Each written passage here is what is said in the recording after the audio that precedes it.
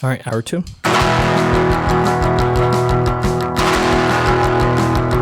I'm Raina. And I'm Sho. And you're listening to The Count Off.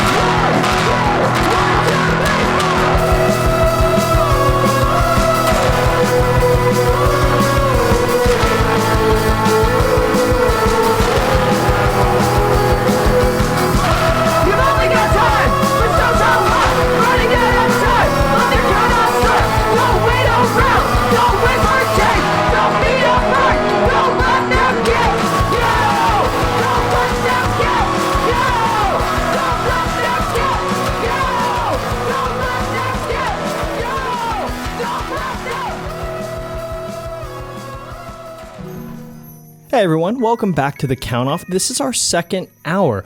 Before we get started, I have a quick correction from the last show. As we were leaving episode 3, I kind of threw a comment out about the Japanese IOC and how they replaced the board with a woman, and I misspoke, and I said that she was actually already a part of the board and that they had just promoted her, but this is more, I misspoke. She was a part of the government and had stepped down from her governmental position in order to fulfill this IOC board role as a way of kind of showing no preference, right? Like, for example, if like a Republican was a part of a certain organization or a Democrat was a part of a certain organization, some people might accuse them of being slanted politically. And so she resigned from her political party position in order to lessen the accusations that she's trying to be politically biased. So I misspoke. I just wanted to clarify that. I think my point still stands that this is great. This is a great advancement for Japan. And what she's doing was even better. She's removing herself from any conflicts of interest in order to do what's best for the Olympics in 2020, 2021, 2020, we'll see. Thank you for that correction, Sho. Don't screw it up next time, okay? Yeah, I'll try not to. So as I'm sure everyone knows, recently this week, Daft Punk did, I don't want to say break up. Yeah, I guess they ended their existence. Yeah, because they weren't like a couple. They didn't break up. Like it wasn't as far like as we know, there wasn't like some bad juju. Yeah, it seemed to be like an amicable break. I mean, they've been together for 28 years. 8 years. That's insane. And we just wanted to bring them up. I mean, I remember in episode 1, we spoke with Kellen Edmondson from Headcount, and he said he would pay. We're so sorry, Kellen. Yeah. But I don't feel like I'm missing some type of closure with Daft Punk. Like I feel like they did end their music era in like a very nice way. Did you watch the video? Yes, I saw the video that came out, and it seemed as if it was an interesting way to announce that they were gonna be no more, because I think it was a clip from a previous film that they had made. So it's not even OC at this point. It's kind of like a rehashable material. So it's kind of interesting that they used that in that context again. But I think it's really nice. I mean, yeah, they haven't released anything in almost a decade, so it's not like people had really remembered the last thing I mean, do you know what their last big hit was? Get Lucky. Get Lucky, because Pharrell made it huge. Yes, Pharrell. Like anytime Pharrell's involved, like he was involved with like Bruno Mars that he launched up, and yeah, and that made them huge again. Exactly. Even before that, Kanye West sampled their Better, Faster, Stronger in his song, and that made them huge. But I remember first seeing them not seeing them, but I guess hearing them in a kind of an animated music video film that's called like Interstellar 5555, and it's really fun. I remember just going to parties and that playing on a projector in the background while I was there. That sounds really nice. I remember them probably, it has to have been before the Kanye, but I think it was around with the Kanye sample. Yeah. And, their music is so, I want to say influential, that I'm sure I've listened to artists that have sampled their music before. And you didn't even realize at the time, right? Exactly. Yeah. I just wanted to ask before we play our first song, what have you been listening to lately? Because I've found myself we've been in an interview like rut, I guess. We're like stuck in interviews. Like every other day Every almost. other day we're like kind of doing interviews, and we're not complaining. We've loved every single one of them. It's just kind of, I'm finding myself like with 20 tabs open on my browser, and it's like all these different artists and like just people I'd never heard of. And I've been listening to like these random bands that, for example, Dr. McCabe, who we're going to speak to who you're going to hear in a couple of weeks. We spoke to him last week, but you're going to hear him in a couple of weeks. He was telling us about all these really great bands. I mean, obviously Michaelandroid, Charles Fowler, these are Exotic Bird Hunter. Exotic Bird Hunter.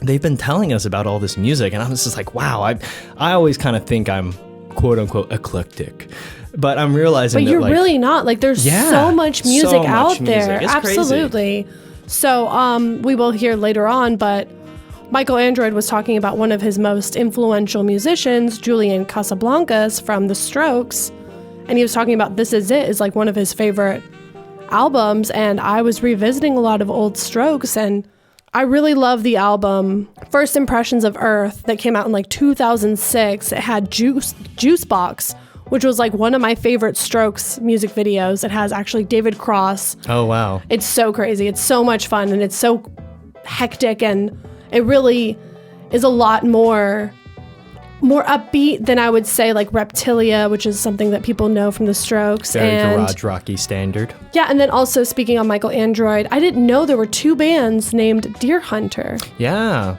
There's one Deer, D-E-A-R, Hunter, and then there is D-E-E-R, no space, Hunter. They should go on tour. It would be very confusing, but they should. And there's another band I think called Deerhoof. Yeah. So there's a lot of woodland animals in the music industry. So like woodland animals and salutation, tour. Yeah, I mean, it must be like the Wu-Tang Clan name generator, kind of like how Childish Gambino got it from the Wu-Tang Clan name generator. I bet you it's like very similar thing. Cool. So we're going to kick off the show. We're going to play a song. Coming up, we have Can We Touch by Exotic Bird Hunter.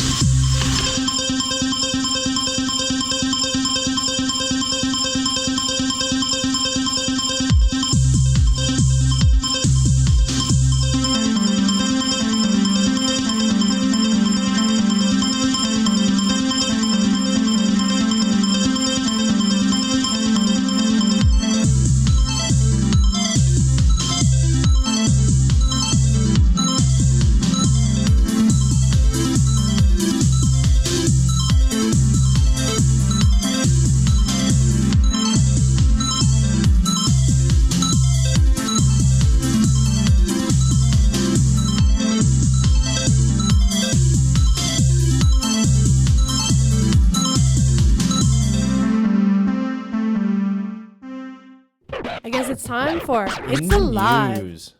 Oh, I guess it's a mishmash. So Mishmash is the time in our show where we give you a mix of in the news and It's Alive. We're giving you some music information and where to check out some music. Yeah, most definitely. So to kind of go through this real quickly, Marilyn Manson, also known as Brian Warner, has been under criminal investigation from the LA Sheriff's Department since about mid-February right now. And kind of in light of Evan Rachel Wood specifically naming Brian Warner as her abuser, because she did so previously, but kind of left the name... Back in 2018. Back in 2018, yeah, left the name kind of unsaid. But since she's named Brian Warner specifically, many women have come forward with their experiences with Manson. And as of February 25th, the day that we are recording this, according to Newsweek, the FBI is supposedly involved due to information from Bianca Elaine. Yes, this is a new development that, obviously there's not a lot of information out, but supposedly the FBI is also involved at this point. We think a lot of this is coming about because of the passage of Senate Bill 1141 in California sometime in 2020. This expanded the definition of domestic violence in California to include something called coercive control, which means, this is a quote from Senator Rubio from California, quote, "This behavior of coercive control includes isolating the victim from friends, relatives, or other support, depriving the victim of basic necessities, controlling the victim's communications, daily behavior, finances, economic resources, and many other behaviors that cause severe emotional distress." So we just want to let you know that this is something that's happening in the news, that a criminal investigation has been opened. We're going to keep an eye on this and let you know as things develop. And for live music, Consequence of Sounds, Sound Mind presents Unwound and Unplugged. It is an acoustic concert with mental health panel live stream from performances and guests including Gerard Way from My Chemical Romance, Julian Baker, and Death by Romy. Now, March 4th at 7 p.m. Eastern Standard Time, Arlo Parks is going to be doing a live stream on the platform Bands in Town, and you can actually watch it through a Bands in Town Plus subscription service. It's about $10 a month. It may seem a little steep, but they've got a pretty thick roster of artists that they're going to be bringing. So if you're interested, check that out.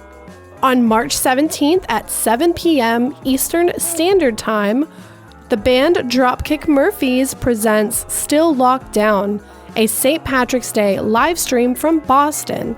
The stream is free, but you can also donate to help pay for their crew and expenses. And on March 20th at 7 p.m. Eastern Standard Time, BSide is celebrating their 10-year anniversary of Killing Time with a live stream that you can find for $17. We're going to play a song and be right back. Coming up, we have Blank B&B by Jeff Rosen. I'm Raina. And I'm Sho. And you're listening to Count Off.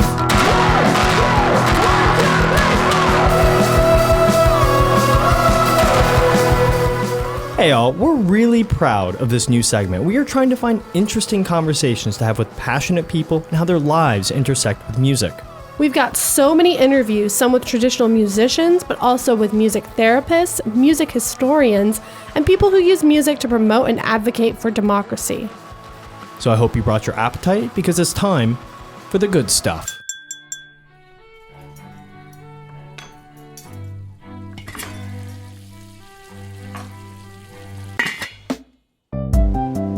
This week we have our first musician interview.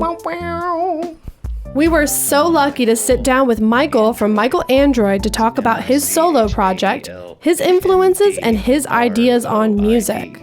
Yeah, this interview has been marinating for years in order to absorb all the flavor, so no pressure.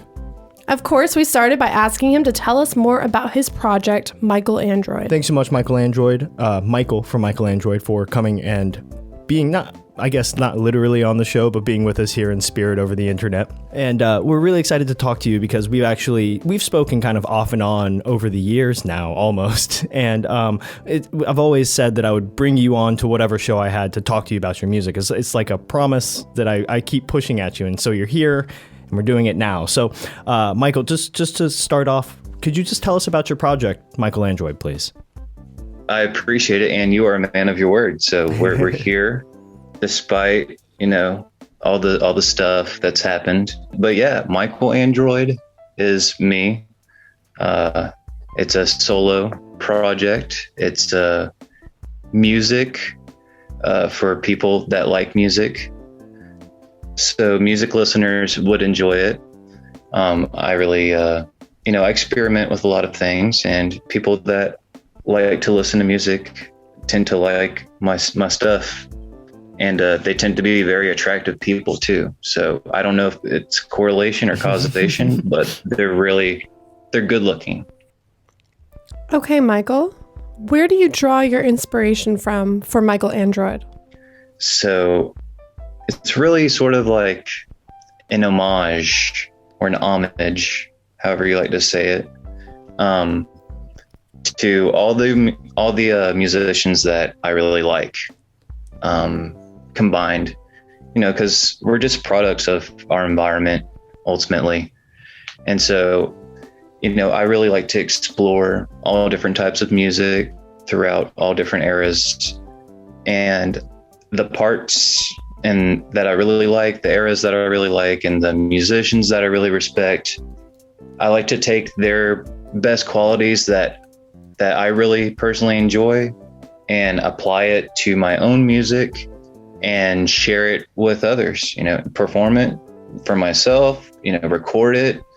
And so that way other people can listen to it, and they get little bits and pieces of all the great things that I've had the opportunity to really delve into and explore, and they can hear it sort of capsuled in these little songs that I make. I think it's really interesting that you said not only different artists, but different eras as well that you're really influenced by. Are there particular eras that you find yourself being interested in now? Yes. I love the oldies. I love oldies music. I love music from the 50s and the 60s.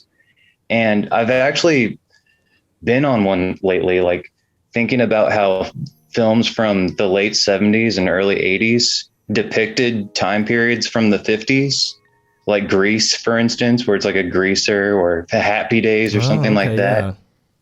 And how that's just like a really weird phenomena, like within that time.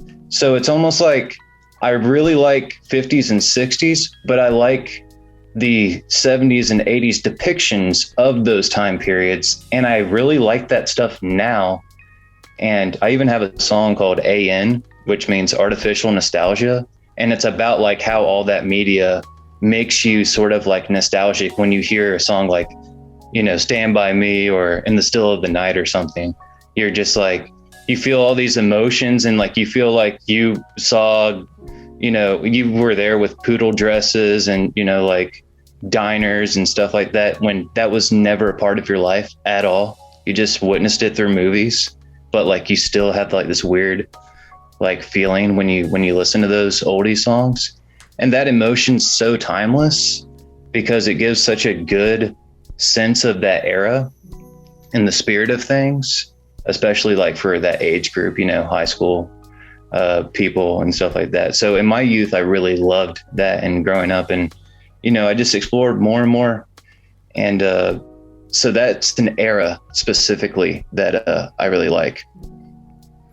I think that's great. It seems like you're speaking to almost like cultural echoes in a sense, like how in a way it's almost once removed, like you're kind of you're experiencing something, like you said, experiencing something that you've never experienced, but you're experiencing it through the lens of another person's perspective in a sense. And so when you think of your music and the influences that you draw from, do you find that it's that same echo? Like it's not quite directly, you say it's an homage, like you're not quite directly taking from this artist and saying, I want to replicate this. It's like an echo in a sense, right? Like the way that you kind of iterate on the ideas and really kind of change how the music that you make is represented and comes out as. Yeah, absolutely. It's totally a nod to certain artists, but when you discover say you discover an artist, but then you find out what that other artist's influences were. Like, take the Strokes, for instance, Julian Casablancas. Obvious influence from that was the Velvet Underground. So then you get into like Lou Reed's solo work. Okay, who inspired Lou Reed? You know, Little Richard and all these other things. And you're just like building up on who influenced who and all of that. But then the beauty of that in the modern sense is, okay, you can find out the trail of influencers for this particular artist that you started with. But then you can take a whole other genre of music that has that same, you know, lineage of different influencers that have nothing to do with each other, and then combine both of those end results and make it eclectic. So you have something that has a very folky influence, but also a very digital, minimal techno influence. So what's up with that? It's like Bob Dylan meets, you know, Basement Jaxx. How does that make sense? Gorillaz made it make sense. You know what I mean? Yeah. So it's possible. So I really just like doing that. I think that this is a great segue. You've really kind of set up my next question. But when listening to MichaelAndroid, I really hear that kind of mix of acoustic and electronic instrumentation. So I'm really curious, how do you kind of go about making your music? What does that creative process look like, or your songwriting process for that? Like, is it lyrics first, music first? You know, how do you create your pieces? So it's totally random, but there is sort of a method to it, in a sense. I really like layering and looping. And so I will just make crazy loops for hours and then record them and then re-listen to them and find the magical moments that happen throughout my session and build something off of that one particular loop, write a song off of it. And then I'll have that song, find out my favorite part of that song. That's the best part. Only use that part, and then write another song with that part included, and then make the best possible song that I can with the stuff that I've created. So when you hear any of my songs, it's actually like 5 or 6 songs that happened, but I just took certain parts out of those songs to make this one special song and showcase it. So then your creative process sounds like it leaves a lot on the cutting room floor. Like at the end, you know, when a song comes out, you said you've gone through 5 iterations. There must be a lot on the cutting room floor. What do you kind of end up doing with all those extra bits? I try to be resourceful. You know, I like revisiting stuff. I catalog all my things, but what I like to do is make digital versions of the songs. I like to then, you know, I really like playing acoustic, finger picking, stuff like that on like a classical nylon string guitar. And then I'll do like that type of iteration with the same exact song. I'll slow it down, play it on electric, you know, use a keyboard, you know, just try to experiment in like Ableton or something like that. Just try to do different iterations of the same song, maybe different keys, different tempos, things like that. And just try to find what's the best version of this. And sometimes it takes years to find the best version of that song, but it's good that you hold on to it because you didn't want to lose that song that you were gonna just trash, because it eventually could become something really good. You just haven't explored it enough. I know we spoke about it a little bit when we talked about the eras that you borrow to create your music and they draw inspiration. So to touch on that a little bit more, what is it about music that makes you feel so passionate? Okay, so I like to think, you know, for people that are really good at writing, it's probably because they can't not write, you know? And for me in particular, I can't not, you know, be picking up a guitar and playing it or recording music. It's just natural. And like, I just give myself these goals. I'm just like, okay, by X date, I'm definitely going to have an EP out by X date. I'm going to have this out, and it's not for any rhyme or reason. There's no like, no one's telling me to do any of this. It's just expected. Like, that's what I want to do. Cause I'm not a visual artist at all. I'm not a writer. I don't write poetry. I don't write articles. I don't do anything like that, but I can't not play music. Like, when I walk past my guitar, I do a double take and I'm just like, okay, you got me. And then I pick it up and I just start plucking away on whatever song's in my head. I don't care if it's a pop song, that just came out. I will figure out what the chords are and come up with some like classical iteration of it. And it's hilarious, but it's fun because instead of listening to the same song over and over, just do it yourself, and play your little version of it. And you're listening to the same song, but like a different version. So that's just another way for me to listen to music too, is to actually play the music. And then I like to record it too. So then I just got like all these different versions of the same song. It's just, a lot of it has to do with my respect for music itself and songwriters. Honestly, it boils down to respect. Like, and when I really respect a song or an artist, I don't want to perform a song live and have the lyrics and the chords in front of me while I play it. No, if I'm playing this song live, or if I'm doing this song, like if I'm doing a recording, I want the artist to know, I want the public to know, I want listeners, I want myself and my soul to know. I don't have to look at the lyrics. I don't have to look at the chords. I don't got to look at nothing. This thing is embedded in me, and I'm showing you my respect and my love for this song. So we actually want to take a quick break and play one of your songs, if that's okay with you. I think so. So I'm interested in playing the song You're Right off of your newest EP from the same title. Do you think you could tell us a little bit about the song? Yeah, hang in there. Hang in there with this one, okay?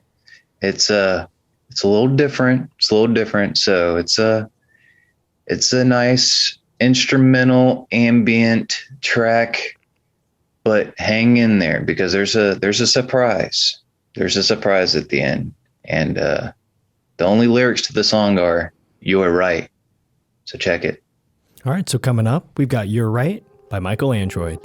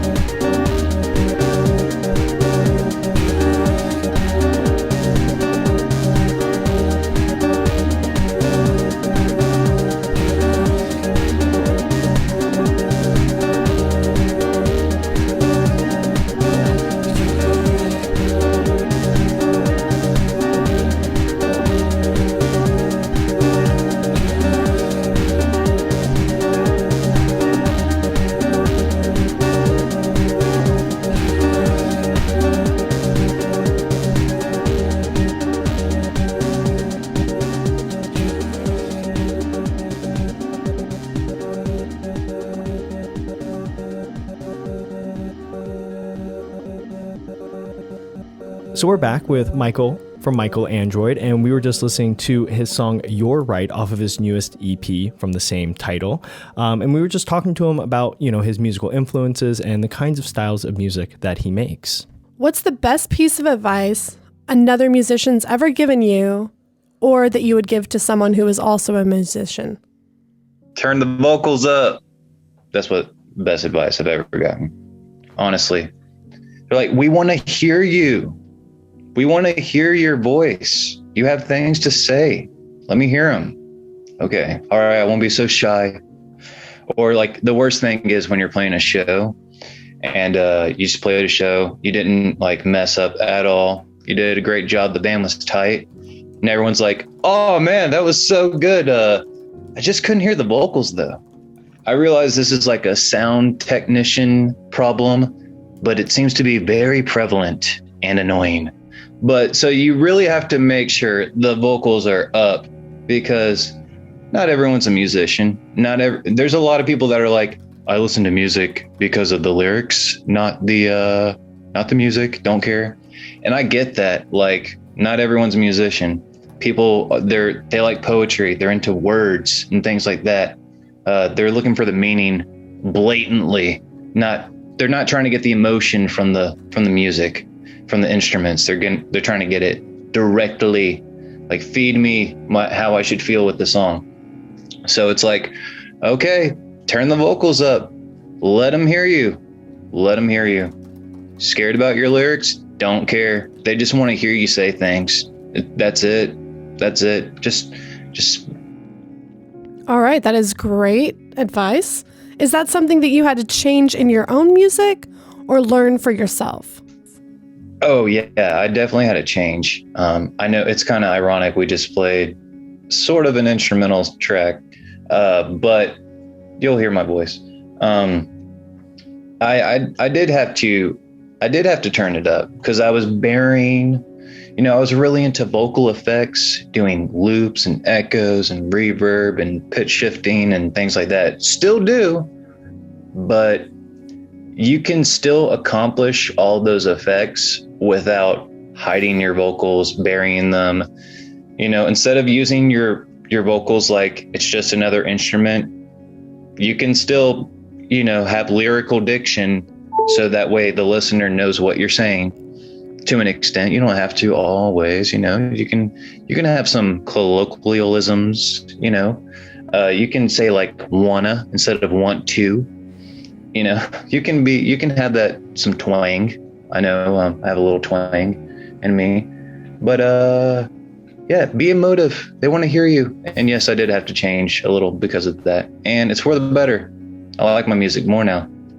So as a musician and songwriter, you've talked a little bit about that your music has changed, maybe in the vocal department, but as your music changed, and you've kind of adjusted the mix of your music, do you find that your lyrics have changed? Like, what else about your music has changed or evolved, since the beginning of Michael Android till now? Question. So yeah, there's a lot that has evolved. I used to be very band centric, very,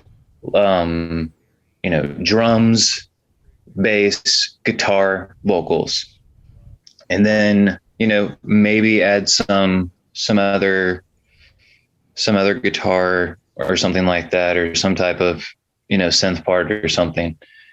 Now I'm into it all. I want to explore, different sounds, different tone colors, different instruments.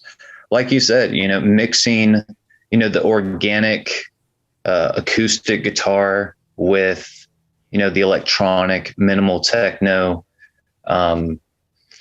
along with all different sorts of, sampling that I do as well. I'll sample songs that I wrote. I'll sample songs that I've written and recorded but never released, sample a piece of that song and then put it into another song. And no one knows. The audience has no clue except me. But just to have more texture to the music and to the songs, instead of making it so stripped down, why not add up don't make it too over caffeinated. So like you can't even listen to it, but explore some things, With your music, there's a lot going on. I mean, even from your last release to this current release, there was a lot that's changed. I think there's a lot that's changed and evolved in your music. So going forward, what are you kind of looking forward to with your music? It all depends on what happens to me. So my music's very reactive to what's currently happening in my life. So it all depends on what happens. So if some interesting things, if I embark on some journeys, then I know that some stuff's going to come out of that. So, I mean, that's why there's been a little mini evolution within the short time frame of this project. But I like that, that I can't wait to hear what like my next EP or potential album would sound like those songs. I would love to hear them like one time right now and be like, whoa, I can't wait to actually record all of that and then listen to it again. And then other people can listen to it. And yeah, so that's how I always feel about the next thing that I'm working on. When you are working on music, at what point do you sit down? Because I'm sure you demo all the time, and like you said, there's a lot that's left on the cutting room floor. You're resampling, 3-4 iterations ago. At what point do you go like the album is coming together? Okay, this is great. I love because I really like to get feedback from a select number of people before I release anything. But even when I am in the consideration stage of my writing or recording in this point, I'll send it to someone like my really good friend Cameron. He helps assist in the production and mastering process in my music now, and he's a blessing, and he really helps me out and gives me good feedback when it comes to takes, or let's look at this, or let's strip this down a little bit, let's build this up a little bit, or what if there was some, he likes to say, ear candy during this part, to add some extra texture or something. And so just having some other musical partners really helps assist in that process. And then once you have a good consensus once I have a good consensus with that group of people, then we do the mastering and the treating of the tracks and stuff like that, and then have a nice final product, and I'll send those out, get the feedback, and then once I got the okays from the tried and trues, then we do the album art and take it from there, and then release it. I try to release it as fast as possible once we're at that point. There's no point in waiting. That's an interesting philosophy. I think a lot of people tend to go back and forth between,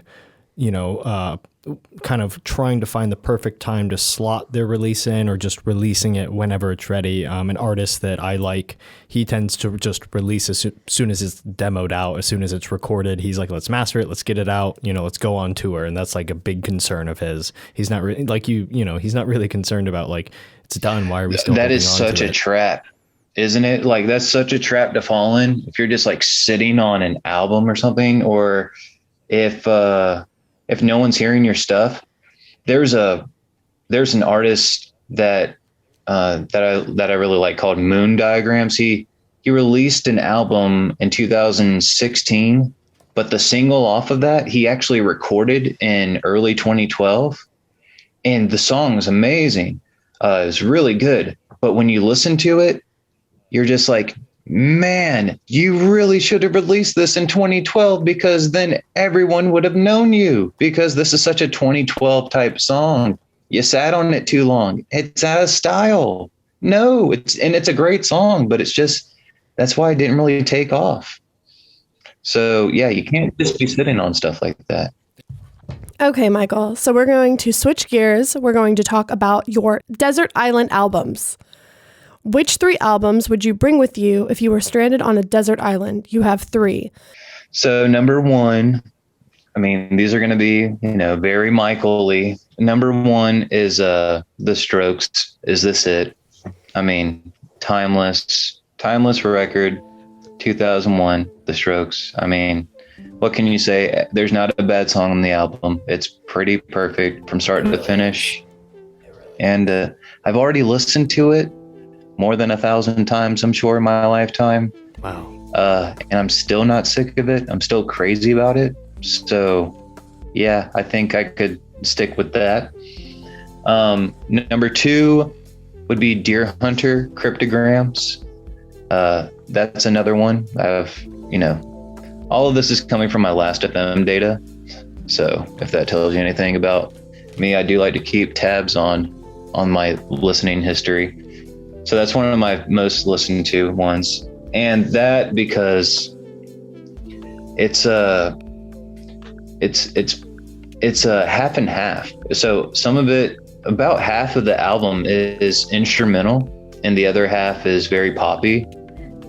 So, I feel like I could, if I wanted to listen to Deer Hunter and hear some more song type songs rather than tracks, I could do that, or I could listen to some of their ambient stuff and be fine.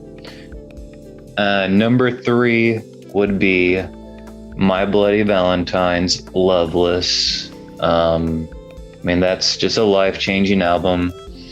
And there's just so much layering in that album. There's so much layering. Apparently the song To Hear Knows When has over 100 guitar tracks layered on it. Like they did the thing. Yeah.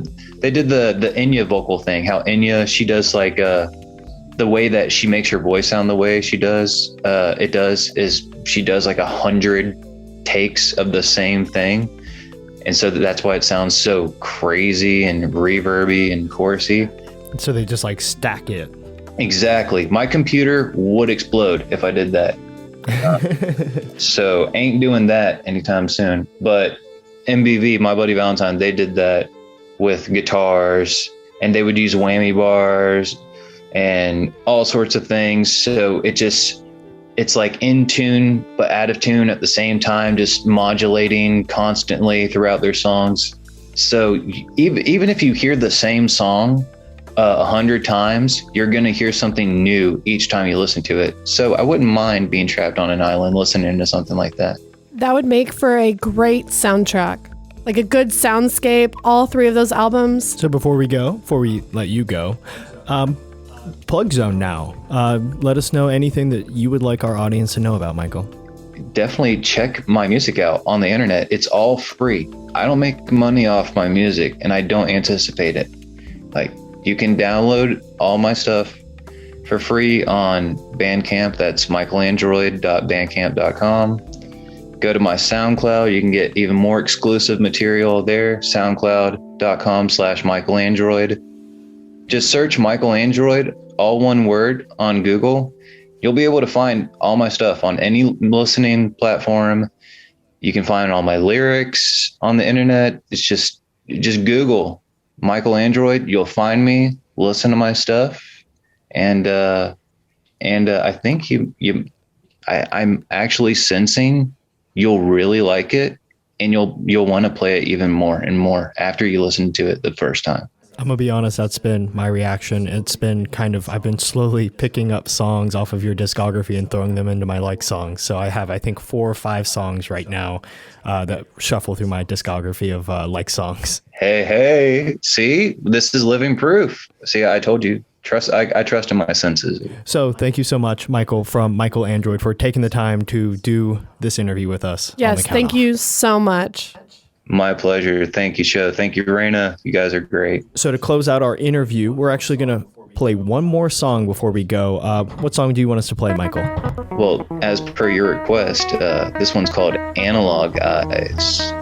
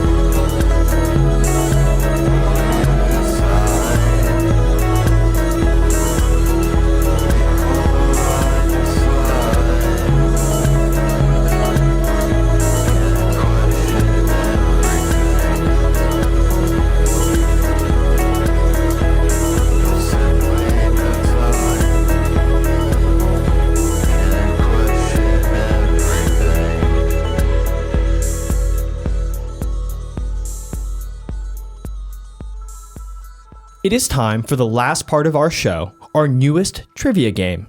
Fill in the... Fill in the what? Fill in the... Fill in the what? Fill in the... Whatever, show. Fill in the Band is a lightning round trivia game where we challenge each other to fill in the blanks for either a famous song, artist, or album, and we try and see who can get the most right in 60 seconds. For a quick example, we might say blank Spears. And of course, the answer would be Britney. The winner of trivia gets to choose a tongue twister that the other has to say, and we'll repeat it a couple times just to make sure we get it wrong. Are you ready for your trivia challenge, show? I am. 60 seconds on the clock. The clock will start when I say the first question. 3 cheers for sweet Revenge? blank Nintendo. Blank Nintendo. Hint. Brand new.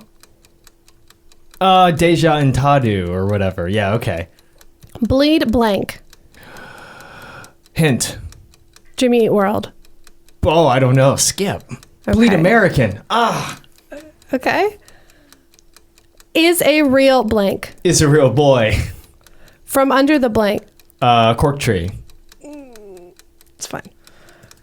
A blank you can't sweat out. Fever you can't sweat out.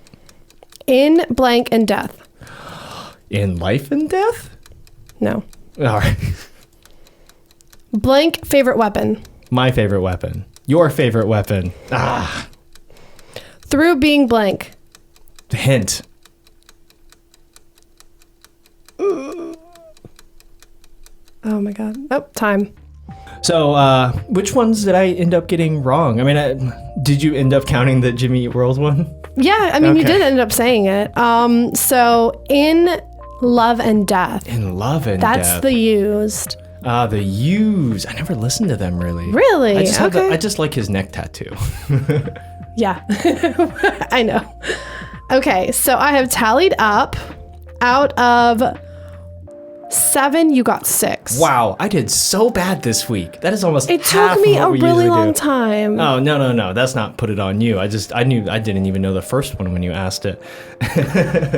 All right, so I guess it's my turn. 60 seconds on the clock. The timer will start as soon as I ask you your first question. Okay. Blank B. WAP. Cardi B. Doja blank. Cat. Alive with the blank of love. Glory. Say anything. The blank and the heart. Head. When the blank feels my song. Bedouin sound clash. Skip. Blank bordello. Gorgo. Modest blank. Mouse. Long live the blank. King. No. All along the blank. Cork tree. Nope. What? All along the Jimi Hendrix, Bob Dylan. watchtower. Blank Sabbath. Oh, Skip. 4 blank strong. 4 years strong. Tears over. Fears. No. Simple blank in America. Tears over beers. Simple blank in America. Time. Man. Simple pleasures in America by the Arrivals. I would not have known that. Everybody gets a little piece of the pie. And Everybody gets a little piece. Oh, see, I don't know the I song. like to ride my And bike. it was the Bedouin sound clash. When the night. yeah, when the night. I was gonna say night. Feels my song. Yeah. Long Live the Queen Oh my God! by what did Frank Turner. You said King. I know. Boo. Boo. And Patriarchy. I said Black Sabbath, and you already heard me. So, so I'm going to tally everything up. Okay. I asked you 13. What? Yeah, I asked you 13. So fast. You got 10 correct. Ooh. So you win this week. I think it's the second week in a row you've won. I don't think so. Oh. Because I did the tongue twister Well, I'm last glad we're week. not keeping track. But since you won, you get to send me your tongue twister to say. Whoa. Okay. Wayne went to Wales to watch walruses. Wayne went to Wales to watch Wayne went to Wales to watch walruses. Wayne went to Wales to watch walruses. Wayne went to Wales to watch walruses. Wayne went to Wales to watch walruses. Wayne went to Wales to watch walruses. Why are you speaking like Sean Connery? So cool. Let's get out of here. This is kind of a longer show already, so let's go ahead and bounce. Next week, I just want to highlight, I guess, we're going to be doing another interview as always, but we're going to be talking with Charles Fowler from Exotic Bird Hunter, who is actually the caretaker out at Passaquan here in Georgia. In Buena Vista. And it was a really fantastic conversation. Very similar to the Michaelandroid, but super very different. Enlightening, I feel, for sure. And so we're really excited to bring that to you next week. But that's all we're going to leave you with this week. We're going to keep it short and sweet, and we're just going to go ahead and get out of here. I hear that tape machine running out. Thanks for listening. We hope you had some good stuff and heard some good music. We appreciate your time today, and we hope you'll be back with us next Friday from 5 to 7 p.m. Eastern Standard Time. Also, we have a playlist that gets updated after the show airs. Check it out on Spotify by searching for The Count Off. You can also find more about us at Pack Media Network on Instagram. Check out our station, WCUG's Instagram at Cougar Radio WCUG to find out more about our student lineup. If you'd like to request a song, leave a message at 678-631-9043 with your name, the name of the song, the artist, and why you would like to hear the song played on our show. We're always looking for new music. Find this episode as a podcast on your favorite platform by searching for The Count Off or by going to packmedianetwork.wordpress.com. Music courtesy of Quote Unquote Records and David Renda Music. Take care of yourselves and take care of others. Be good and be safe. Be excellent to each other. Special thanks to the most excellent student staff of WCUG, especially Matt and Lewis, as well as our faculty advisor, Dr. Bruce Getz, and Department Chair Dr. Dana Gibson in helping us air this show. I'm Sho. I'm Raina. And you have been listening to The Count Off.